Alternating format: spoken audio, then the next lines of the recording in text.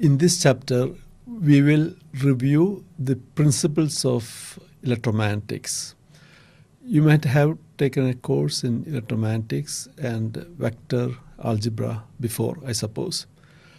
So this will be only a review, just to remind you those principles that you have learned already. This is the outline of this chapter. It is divided into 5 modules. Each of these modules will be approximately 20 minutes to 30 minutes of lecture time. First, in module 1, I will consider Maxwell's equations. Maxwell's equations will be presented in the form of Faraday's law, Amperes Law, Gauss Law, and boundary conditions. We will look at the derivation of these equations. This part is very much required if you would like to know how electromagnetic fields, that is electric fields and magnetic fields, are interacting with circuits. The circuits can be in the form of parallel lines or power conductors above the ground, or it can be traces on a printed circuit board, or it can be component leads. We will consider uniform plane waves or transverse electromagnetic waves in different media. This is a special case of electromagnetic fields in which electric and magnetic field vectors are in a plane perpendicular to the direction of propagation. We will look into wave equations. We will consider intrinsic impedance of the medium, that is the ratio of electric and magnetic field perpendicular to the direction of propagation. We will look into the pure dielectric and the lossy media with finite conductivity. Especially we are interested in the behavior of metals when plane waves are falling on the metals. Then we will look into the concept of skin depth, that is how much the electric and magnetic fields can penetrate a metal or a conducting media. This section is very much important when we discuss shielding of electronic circuits using a metallic enclosures. Then we will consider transmission lines in module 3. Here also the solutions for traveling waves on transmission lines, we are actually considering quasi-TEM waves. But we are presenting the equations in terms of circuit parameters like inductance, capacitance, etc. Especially we are interested in termination in load as well as termination in another line. That is when the impedance of the transmission line are different. We also will consider transmission line impedance in front of a boundary. This part is important whenever we need to consider transient analysis of transmission lines or grounding conductors. In module 4, we will look into electric and magnetic fields from dipoles. We have cases in which component leads or tracks on a printed circuit boards are causing electromagnetic disturbances. So we need to calculate how much will be emitted from this.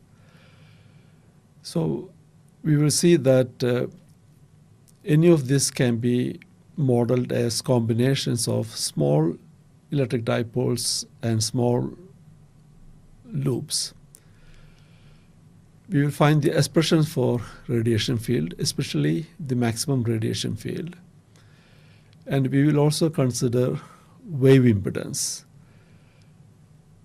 especially how wave impedance is different between electric and magnetic field when you are close to the source. Then in module 5, we will do several numerical examples. First, we consider the illustration of line integral, which will come in several of the Maxwell's equations. Imagine a vector field in space all around here, F. Here the bar above F indicate that it is a vector, that is, it has not only a magnitude but a direction also. Consider a path A to B, and a small section of this path, which can be indicated as a vector dl. The direction of this path is tangential to the small section dl, and that is indicated by a unit vector, and a hat symbol is shown for unit vector. Now this vector f and the unit vector dl form an angle theta. Now if you take the dot product of these two vectors, then we get the component of this vector along the line f cos theta. Now let's see what is the meaning of the line integral indicated by a path C from A to B of the vector f. It is defined as line integral of a vector f along a path C from A to B is the summation, that is the integral of the product of the tangential components of the vector, that is f cos theta, and the differential path length dl along the path. Now you have to remember that both f and theta can vary along the path. They need not be constant. So that's why you need to have this integration or summation. Now if the path C is closed, then it is called a closed line integral, which is denoted by the integral symbol with a circle as well as a subscript C, f dot dl. So this is the closed line integral. Now let us look at the meaning of the surface integral.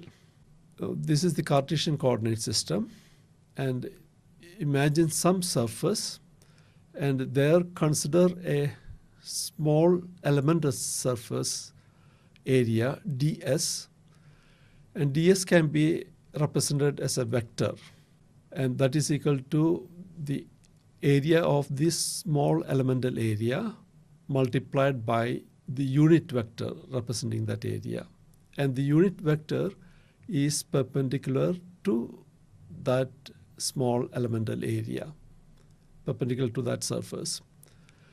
Now there is a vector field f in space. Then dot product of vector f and the unit vector is f cos theta, and the surface integral of f dot ds, that is surface integral of a vector field f across a surface S, is defined as the summation or integral of the product of the vertical component of the vector to the surface f cos theta and the area of the differential surface ds. So you are multiplying the component of the vector field f along the unit vector with the small elemental area, then summing it up all along the area. We need to do this summation or integral because both f and theta can vary across the surface. If surface S is closed, it is a closed surface integral denoted by f dot ds, and with this symbol like this. Now look at Faraday's law. Here, concentrate on this illustration. you can consider it as a closed plastic bag or a balloon where only one side is open. Now this is the open side. Now there is a magnetic flux density vector field B. Now there is a electric field vector field E, electric field intensity. Now what Faraday's law is stating is that if you sum up all the component of the E field along a closed path and multiply it by the small elemental length, that is, if you take the line integral of E along the closed path, then that is equal to the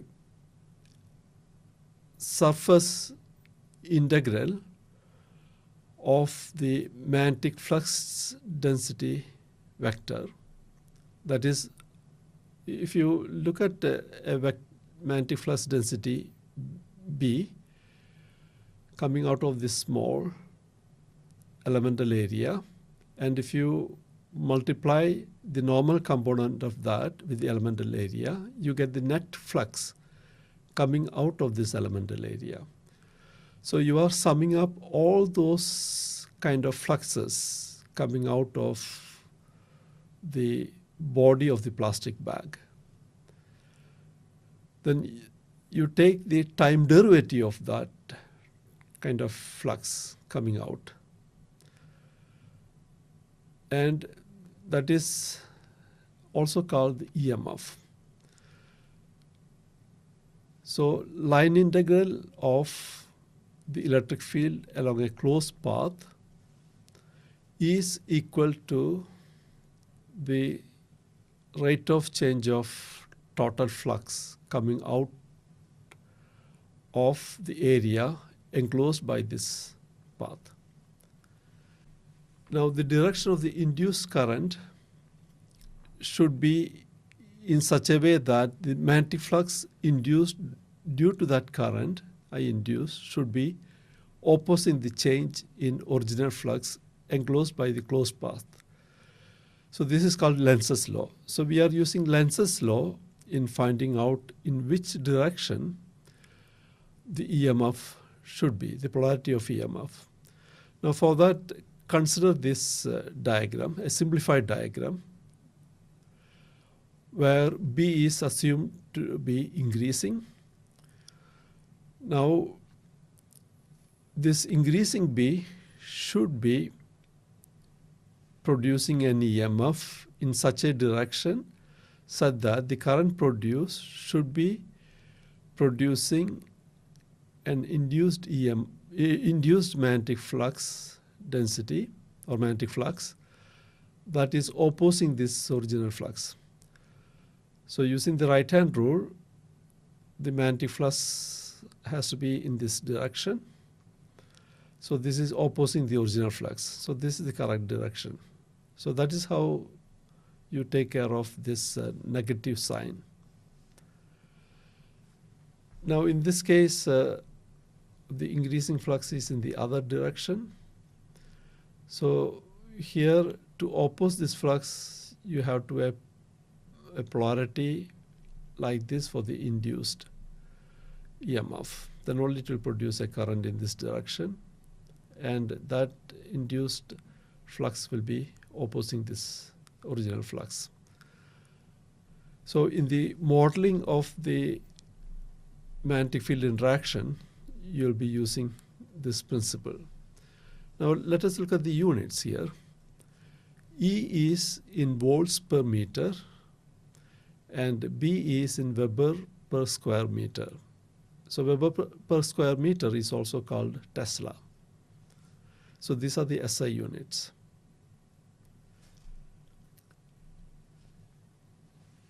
Now this is an illustration connecting the Faraday's law or magnetic field interaction with mutual inductance that you are familiar in circuit theory. Now imagine some sort of a current somewhere in space. So this current is I subscript G. So this current is inducing some flux in a closed path. Now this is an imaginary path. This path need not be made of conductors or anything, but of course if you want to measure something, you need to have a conductor here. Otherwise, even if you take an imaginary path in air, Faraday's law is true. Now in the case of a circuit in the form of a closed path, the mutual inductance M between this and this is defined as M is identical to rate of change of total enclosed flux here to rate of change of the current, that is d phi by dig. So this is the definition of mutual inductance. Now you can do some algebraic manipulation. You can do like this because this is the total derivative. So m dig equal to d phi. Now you take the time derivative on both sides. M dig by dt equal to d phi by dt. So rate of change of flux from Faraday's law, we have seen that it is just like a EMF, a source of voltage. So this is the Faraday's law. So d phi by dt can be equated to minus d by dt in surface integral of B dot ds. So you can see that how Faraday's law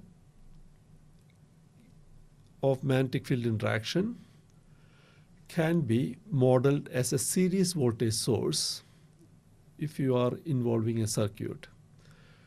So this phenomena of magnetic field interaction can be replaced by a voltage source. So the direction of the voltage source need to be determined by Lenz's law, as we have seen before. And this voltage source Vi is given by M dig by dt. So we have reduced the magnetic field interaction into a voltage source, series voltage source with the circuit. This you will see in the discussion of crosstalk or magnetic field interaction. Then we come to Amperes law. So look at this picture. So here also imagine a plastic bag with one side open. Now there are several vector fields here. One is the electric flux density field, D. Then we have the free current field, J, current density field, J. So these are, some of these are entering the plastic bag and going out of it. It can be in any direction, you can imagine. If you look at this equation, here this is a line integral along this path, which is enclosing this surface S. Then this total current density and the vertical component of the current density coming out of this. So if you have current density coming out here and the small elemental area, if you multiply by that, then you get this small current coming out. So you add up all those small currents, and that is given by this. So these are the free currents, total free currents coming out of this surface S. Plus, now all the electric flux densities coming out, the vertical component of that multiplied by the small area. Actually, this is the displacement current term in the Maxwell's equation. So rate of change of d dot ds is the displacement current ID. So H is given in amperes per meter. So the line integral of the magnetic field intensity vector H around a closed contour C, or magnetic motive force, or MMF, is equal to the sum of the total conduction current and the displacement current that penetrate the surface S bounded by the contour C. So this is Amperes law. Now look at Gauss law. Imagine a closed path. So it can be your plastic bag or balloon where the end is tied up. So you don't have any open end. It can be of any shape. So you have several magnetic flux density fields coming out of the closed path and going in again, or just going through it. You can have charges inside and positive charges, and you can have negative charges outside. So there will be electric flux lines connecting these two charges. Now what Gauss law is stating is that total electric flux density coming out is equal to the charge contained within that closed surface. That is, you are summing up all the electric flux density lines multiplied by small elemental area, summing it up. And so it is the total electric flux coming out that is equal to the charge contained within this volume. It doesn't matter where those charges are. Sum of all those charges together will be equal to Q. So this is Gauss law. The net electric flux D through a closed surface equal to the net positive charge enclosed by the surface. Now unit of Q is in coulombs and D in coulombs per meter squared. Now instead of the electric flux density, if it is magnetic flux density, then we will see that closed surface integral of B dot ds equal to 0. That is because we don't have any magnetic monopoles. You don't have any positive magnetic pole or a negative magnetic pole.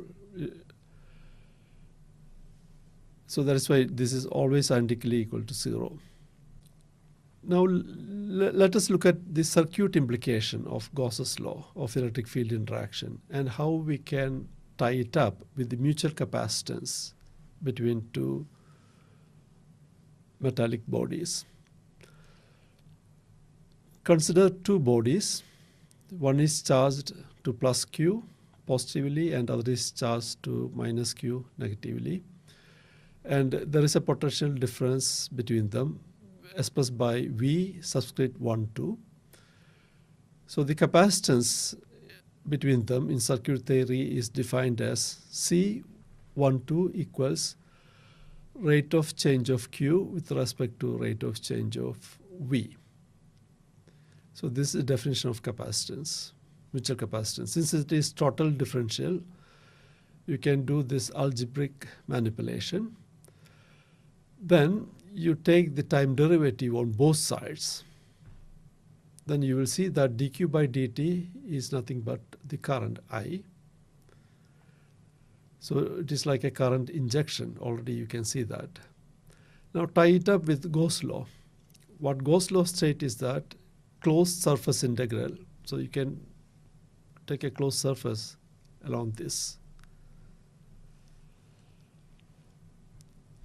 Closed surface integral of epsilon E, which is nothing but D for a linear material, dot ds equal to Q.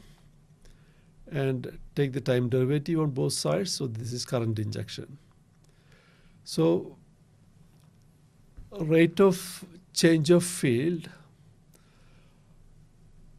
in relation to two conductors can be modeled as a current injection. So electric field interaction can be modeled as a current injection. So this electric field is created by these charges here. So look at this current source IC.